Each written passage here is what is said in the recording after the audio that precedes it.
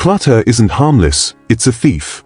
It sneaks into your home slowly, until one day you realize it has taken more than just space. It has stolen your time, your peace, and sometimes even your dignity. For seniors, clutter isn't just piles of objects, it's a constant reminder that life feels heavier than it should. The truth is, those boxes in the hallway, those papers on the counter, that chair no one can sit in, they don't simply take up room. They drain your energy, block your freedom, and keep you from enjoying the life you've worked so hard to build. Many older adults quietly live with this reality, often feeling too embarrassed to invite friends or family over, worrying what they might think. Some even avoid asking for help, afraid others will see the mess and judge them for it. But feeling overwhelmed by clutter isn't a weakness, it's human. It happens when a lifetime of memories, responsibilities, and little decisions all pile up faster than you can keep up. The good news is, you don't need to clean the whole house to start feeling lighter. You don't need weeks of energy you don't have, and you don't need to chase perfection. What you need are a few simple, practical steps that can be done at your own pace, in your own way. Each small action opens up breathing space. Each cleared pathway makes your home safer. Each surface you reclaim gives you a sense of calm that spreads through the rest of your day. Imagine walking into your kitchen and seeing a clear counter where you can make coffee in peace. Imagine sitting at a table ready for family to gather, not covered in piles. Imagine the relief of knowing your home is not closing in on you, it's opening back up. Does clutter ever make you feel trapped? Type yes in the comments if it does. Tap like and subscribe, because your golden years deserve peace, not piles. Meet Clara May, 72, a retired nurse from Ohio. For more than 40 years, she worked long shifts, cared for patients, and then came home to care for her family. She was the dependable one, the person everyone turned to when they were sick, stressed, or simply needed help. But as the years went on, while she poured herself into others, she quietly stopped pouring energy into her own home. What started as a few boxes pushed into the corner turned into closets filled with clothes she no longer wore, piles of papers waiting for attention, and gifts she never got around to opening. Each item told a story, but together they formed a wall that felt too heavy to climb. Clara wasn't lazy, she was tired. She wasn't careless, she was overwhelmed. And like so many older adults, she told herself she'd sort it out someday. But someday never came. Then one afternoon her granddaughter bounced into the house with crayons and paper, ready to draw. She looked around the living room, searching for a seat, and softly asked, "Grandma, where can I sit?" That innocent question pierced Clara's heart. In that moment, she realized her clutter wasn't just about things, it was pushing away the very people she loved most. That night, Clara sat quietly at her dining table, staring at the piles that had become her normal. For the first time, she saw them not as belongings, but as barriers. And in that moment, she whispered to herself, "Enough is enough." It was the start of a journey, not to have a perfect house, but to reclaim her peace, her dignity, and the joy of welcoming her family home again. Step 1. The courage pile. Clara knew she couldn't fix everything in one day, but she also knew doing nothing would keep her stuck. So she chose one place to begin, a single pile that had haunted her for months. It wasn't the boxes in the garage or the stack of old clothes in her bedroom. It was something smaller but heavier, the unopened mail sitting on the corner of her dining table. Every envelope felt like a weight. Bills she might have missed, letters she didn't want to face, papers that reminded her of tasks left undone. Each time she walked past, her chest tightened. It wasn't just paper, it was fear, shame, and procrastination staring back at her. That night, she decided this pile would be her first act of courage. She sat down, took a deep breath, and opened the very first envelope. It wasn't a disaster. It was a simple bank statement, easy to glance through and file. The next was a birthday card she hadn't opened, and reading the kind words brought tears to her eyes. Slowly, one by one, the pile shrank. What had seemed unbearable was now manageable. By the time Clara finished, she didn't just have a cleared table, she had a lighter heart. She realized the power wasn't in finishing the whole house but in proving to herself she could face what she'd been avoiding. That one pile became a turning point. It gave her the courage to move on to the next challenge with less fear. The lesson is simple: start where your fear lives. Every home has that one pile that makes your stomach drop when you look at it. Maybe it's old bills, maybe it's stacks of medical papers, maybe it's boxes you can't bear to open. Tackling that pile first builds courage you can carry into every other corner of your home. Because once you face what you fear most, the rest no longer looks impossible. That's how Clara began, and that's how you can begin too, with one brave step. Step 2. The Morning Pathway Test. When Clara woke up in the morning, she noticed something she had ignored for years. The very first steps she took each day, from her bed to the bathroom, were crowded with obstacles. A pair of shoes she had kicked off weeks ago, a stack of magazines she meant to read, even a small basket of laundry waiting to be folded. Each item didn't seem like much on its own, but together they created a daily hazard. And it wasn't just in the bedroom. Moving from the kitchen to the living room meant weaving around a chair that had become a resting place for bags, and sidestepping a box she kept meaning to take to the attic. What should have been easy, automatic pathways had quietly turned into obstacle courses. Clara realized that if she wanted to feel safer and freer in her home, she had to start by protecting the spaces she walked the most. So, instead of focusing on the entire house, she stood in the doorway of her bedroom and traced her morning path. She picked up the shoes, stacked the magazines neatly, and moved the laundry basket. Then she walked the route again. It felt different, lighter, safer, calmer. She carried that same method to the kitchen and the living room. She cleared the chair and moved the box out of the way. Now, when she walked through those spaces, her body didn't tense up, and her mind didn't feel weighed down by clutter at her feet. The morning pathway test gave Clara something she hadn't felt in a long time: confidence. She no longer worried about tripping in the middle of the night, and she didn't feel as exhausted by the sight of clutter first thing in the morning. By clearing the routes she used most, she created instant relief and a sense of safety. The lesson is simple: decluttering doesn't have to start with closets or garages. Begin where your feet take you every day. Safety equals freedom, and the clearer your daily paths are, the freer you will feel. What's the first path you walk every morning? Is it clear, or blocked by stuff? Step 3. The 3-photo rule. Clara had boxes of photos stacked in her closet, envelopes tucked into drawers, and albums scattered across shelves. Each picture carried a piece of her life: birthdays, family vacations, Sunday gatherings, quiet moments caught on film. But instead of bringing her joy, the sheer number of them left her overwhelmed. Whenever she tried to sort through them, she ended up lost in a sea of memories, unable to choose and too tired to continue. It felt as if the weight of all those images kept her stuck in the past rather than allowing her to enjoy the present. One afternoon, Clara decided to try something different. She told herself she didn't need to display everything to honor her memories. She just needed a few that truly captured the essence of her life. With care, she selected 3. The first was her wedding photo, the day she and her late husband promised each other forever. The second was from her very first nursing shift, a reminder of the career where she gave so much of herself to others. And the third was a picture of her granddaughter, laughing so brightly it made Clara smile every time she saw it. She placed those 3 photos in simple frames on a table in her living room. Suddenly, instead of feeling weighed down, she felt uplifted. These photos didn't drown her in memories, they brought her peace. They were reminders of love, purpose, and joy. Every time Clara walked past them, she felt warmth, not overwhelm. The rest of the photos were carefully stored in labeled boxes, safe and preserved, but no longer controlling her daily environment. The lesson is clear: fewer photos can make memories shine brighter. When everything is on display, nothing stands out.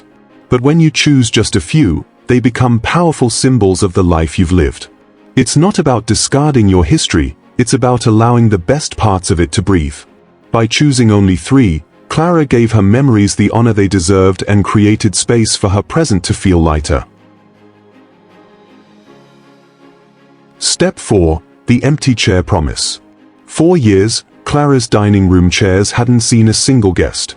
Each one was hidden under something: a sweater she never wore, a stack of unopened magazines, bags from stores she had forgotten about, and piles of paper waiting for someday. One chair in particular had disappeared completely, buried under so many odds and ends that she almost forgot it was meant for sitting. The clutter didn't just take up space, it stole the possibility of connection. When family visited, there was nowhere to sit comfortably, and the thought of inviting friends over felt impossible. The chairs that once held conversations, laughter, and warm meals had quietly turned into storage shelves. One afternoon, Clara stood in her dining room and decided things had to change. She cleared off a single chair, carefully folding the sweater, recycling the magazines, and finding proper places for the rest. When the chair finally stood empty, she didn't just see furniture, she saw an invitation. She touched the backrest and whispered to herself, "This chair will always be for people, not piles." It was more than a promise, it was a shift in how she viewed her home. That chair became a symbol of welcome, a reminder that her space was meant to be shared, not hidden. A few days later, her granddaughter visited again. This time, instead of looking for a spot to sit, she climbed into the cleared chair with her crayons and began to draw. Watching her granddaughter's joy, Clara realized the deeper truth. Decluttering wasn't about an empty chair, it was about creating space for relationships, for love, and for life to flow back in. The lesson is simple but powerful. When you free a chair, you aren't just moving objects, you are making room for someone you care about. You're turning your home from a storage place back into a gathering place. Clara's empty chair promise can be yours too. Clear one seat, make it sacred, and let it always remind you that your home is meant for people, not piles. Step 5. The Gratitude Goodbye. Clara reached the point where she had to let go of things that once mattered deeply to her. A favorite dress she hadn't worn in 20 years, a set of dishes that had belonged to her mother, even small trinkets collected from vacations long past. Each object carried a memory, and every time she tried to part with one, her chest tightened. For years, she had avoided decluttering because it felt like losing pieces of her life. But then she tried something new, something gentle. Before placing an item in the donation bag, she paused, held it in her hands, and whispered, "Thank you." She thanked the dress for making her feel beautiful at a friend's wedding. She thanked the dishes for the family meals they had served. She thanked the trinkets for the smiles they once brought her. And with those words, the fear of loss softened. Letting go no longer felt like erasing her past, it felt like honoring it. Gratitude transformed decluttering from a painful task into an act of peace. It allowed Clara to release without regret, knowing those items had served their purpose and could now move on to someone else who might need them. Each goodbye gave her a little more freedom. Her closets breathed easier. Her shelves looked lighter. And her heart no longer felt the sting of emptiness. Instead, she felt calm, almost as if she was closing chapters of her life with love rather than with sorrow. The lesson here is powerful. When you release with gratitude, you don't just clear space, you reclaim peace of mind. Saying thank you acknowledges the role an item played in your journey, while giving yourself permission to move forward. If you had to thank one item before releasing it, what would it be? Think about it. That small act of gratitude might be the key to making your own goodbyes easier, lighter, and filled with peace. Step 6. The Kitchen Drawer Challenge. Clara had walked past her kitchen drawer 1,000 times, but she rarely opened it without feeling overwhelmed. It had become the classic junk drawer, the place where everything without a home ended up. Old receipts, expired coupons, batteries that may or may not still work, tangled cords from devices she no longer owned, pens that no longer wrote, and even a few keys she couldn't identify anymore. Every time she opened that drawer, she sighed and shut it again, telling herself she would tackle it later. But later had turned into years. One afternoon, Clara decided this would be her challenge. Not the whole kitchen, not the pantry, not the cupboards filled with dishes, just one drawer. She laid out a towel on the table, pulled everything out, and faced the mess. Piece by piece, she sorted. Dead pens went straight into the trash. Expired coupons were ripped up. The random keys were placed in a small envelope with a note until she could confirm if they still had a purpose. The working batteries were grouped together neatly, the cords untangled and either stored properly or donated. Within an hour, the pile of chaos had transformed into a tidy, functional space. When she slid the drawer shut, It didn't just close easily, it made her smile. The sense of control and relief she felt from one small victory was bigger than she expected. That single drawer became proof that she was not powerless against her clutter. It showed her that progress didn't require tackling entire rooms or exhausting herself. Sometimes it only takes one small, complete win to remind you that change is possible. The lesson is simple but motivating. Start with something small and finish it. A drawer, a shelf, or a single box can spark an entire shift in your mindset. The energy from that victory will carry you forward, giving you courage to face the bigger spaces with more confidence. For Clara, the kitchen drawer was no longer a source of stress. It was a symbol of what she could achieve, one step at a time. Step 7. The phone piece ritual. Clara had always thought clutter lived only in closets, drawers, and tabletops, but one evening she noticed the same heaviness sitting in the palm of her hand. Her phone buzzed constantly with notifications. When she opened it, she saw hundreds of unread emails, dozens of spam texts, and voicemails she had ignored for months. Every time she picked it up, the clutter wasn't physical, but it was just as draining. The red notification dots felt like tiny weights, reminding her of things undone. She realized her digital world was no less overwhelming than the piles in her home. That night, Clara tried something she called her phone piece ritual. She sat in her chair, poured herself a cup of tea, and opened her voicemail. One by one, she listened, deleted, and cleared. Most of them didn't matter: robocalls, reminders that were months old, even messages she had already handled. With every deletion, she felt lighter. Then she moved to her emails. She unsubscribed from newsletters she never read and deleted spam that had been sitting there for years.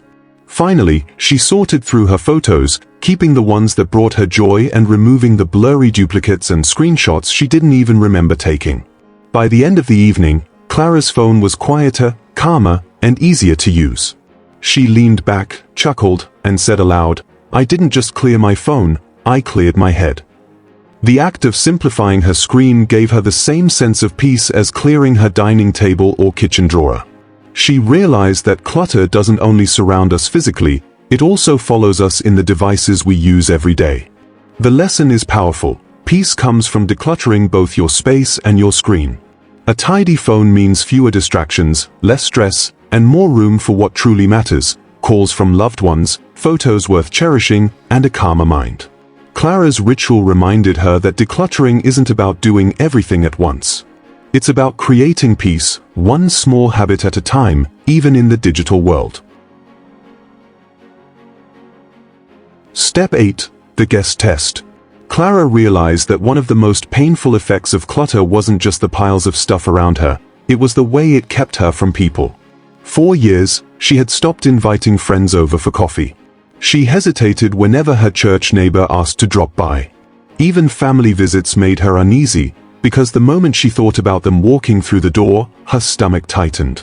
Her home, once a place of warmth and welcome, now felt like a closed-off space she didn't want anyone to see. Deep down, she wasn't just afraid of the clutter, she was afraid of the judgment it might bring. One morning, she decided to try what she later called the guest test. She stood in her living room doorway, looked around, and asked herself one honest question: if a friend walked in right now, would I be proud of this room? The answer, though difficult, was clear. She saw magazines scattered across the coffee table, a chair buried under clothes, and piles of unopened mail stacked by the wall. It didn't reflect who she truly was. That simple question became a turning point. Instead of feeling crushed, she felt determined. She wanted her home to reflect her values, not her clutter. Clara started with the living room. She cleared the coffee table, leaving only a vase with fresh flowers. She folded the clothes and put them away, freeing the chair so it could finally be used again. She sorted through the stack of mail, tossing what didn't matter and keeping the important things in a small folder. When she finished, she looked around and felt something she hadn't felt in years: pride. The room wasn't perfect, but it was welcoming. It felt like her again. From that day on, the guest test became her guide. In every room she worked on, she asked herself the same question. If the answer was no, she knew where to focus her effort. The clarity kept her moving forward and reminded her that decluttering wasn't about perfection, it was about creating a home she could once again share with others. If someone knocked on your door today, what's the one spot you'd rush to hide? That spot may be the perfect place to start your own guest test. Step 9. The celebration table. Clara's dining table had once been the heart of her home. It was where birthday cakes were sliced, Thanksgiving meals were served, and family gathered for long talks over steaming cups of coffee. But over the years, it slowly disappeared under layers of clutter. At first it was just a few magazines set aside to read later, then a stack of unopened mail, then bags from shopping trips, sewing supplies, and little odds and ends that never found a permanent place. Before she knew it, the table was no longer a table at all, it was a dumping ground. The surface that once held laughter and meals now carried only weight and silence. Each time Clara walked past it, she felt a pang in her chest. It reminded her of what had been lost, and it was easier to look away than to face it. One morning, she stood at the edge of that table and whispered to herself, "This ends today." It didn't happen in 5 minutes, and it didn't happen without effort. She committed an entire afternoon to reclaiming it. Piece by piece, she lifted the piles. The newspapers went into recycling, the unopened mail was sorted into action or discard, the bags were unpacked, and every stray item was either donated, stored properly, or released. Hours later, she placed her hands flat on the bare wood and felt something she hadn't in years: pride. The table was no longer buried. It was free. That evening, her granddaughter visited, carrying a box of crayons. For the first time in years, she rushed straight to the dining room, spread her crayons wide across the open surface, and began to draw. She looked up and said with a grin, "Grandma, your house feels happy again." Clara's eyes filled with tears.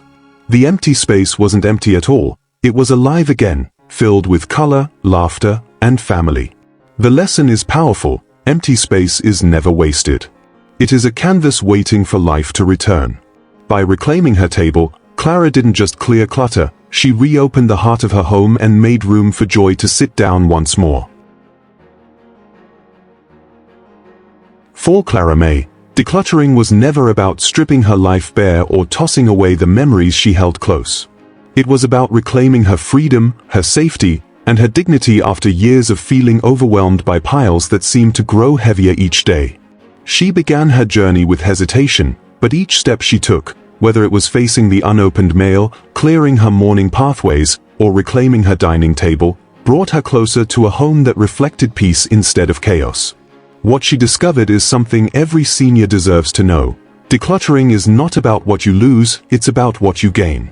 When Clara looked around her home at the end of her journey, she no longer saw stacks of papers or chairs swallowed by clothes. She saw light, space, and the return of possibility. Her granddaughter could sit at the table again. Friends could stop by without her feeling ashamed. Most importantly, Clara could walk freely through her home without fear of falling or embarrassment. These changes weren't just cosmetic, they gave her back confidence and reminded her that her golden years could still feel joyful and free. Decluttering gave Clara the chance to live in the present rather than feel trapped by the past. It showed her that her home didn't need to be perfect, it simply needed to feel safe, welcoming, and true to the life she wanted now. Every bag she donated, every drawer she organized, every item she thanked and released was a step toward the version of herself that valued peace over piles. Every pile you clear is a gift. A gift to your health, because you reduce risks and stress. A gift to your future self, because you make daily life easier and calmer. And a gift to your loved ones, because you create a home where they can feel welcome, not weighed down. If Clara's story touched you, tap like right now. It helps this message reach other seniors who may need it. Share this with a friend over 60 who deserves peace in their own home. And subscribe to Wise Aging Seniors, because your golden years should feel lighter, freer, and filled with dignity, not clutter.